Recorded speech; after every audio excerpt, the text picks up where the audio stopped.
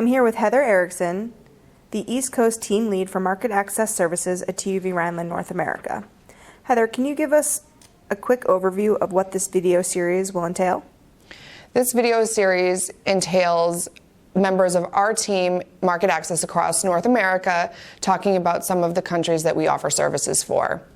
TUV Rheinland of North America can provide market access to many countries outside of the US, EU, and Canada. What are 3 things that manufacturers should consider when thinking about global market access? 3 things that manufacturers should consider are whether or not to make or buy. It is important for the manufacturer to consider this in the beginning stages of a process, especially for market access. The second thing you want to consider is HS code, which is your harmonized tariff code.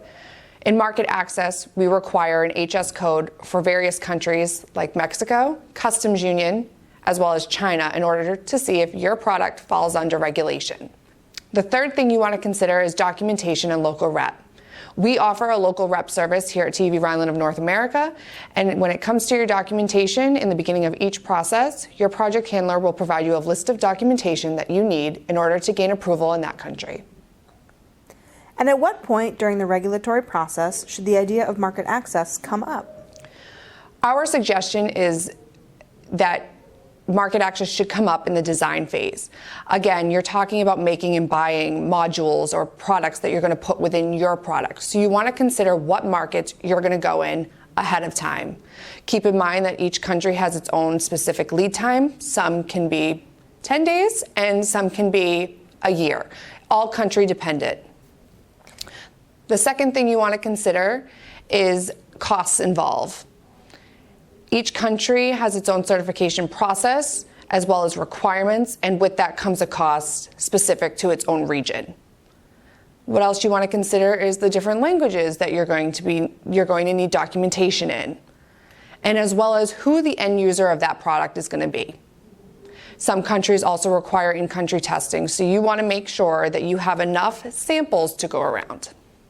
Can you give us an idea of the updates that might be coming in 2016? Come July this year, the Gulf State Organization is going to have low voltage directives on it. At first it was just toys, but come July we're going to see some new low voltage directives added. So you want to keep out a lookout for that. Also, you want to keep in mind Saudi Arabia, one of our favorites that we do here. Each shipment sent into Saudi Arabia requires its own pre-shipment inspection as well as certificate of conformity, as well as you need your yearly tech file review. So please keep that in mind. Another thing to keep in mind here at TUV Rheinland of North America, we issue a quarterly marketing newsletter with all of our country updates. If you would like to get on that list, please email us at info@tuv.com.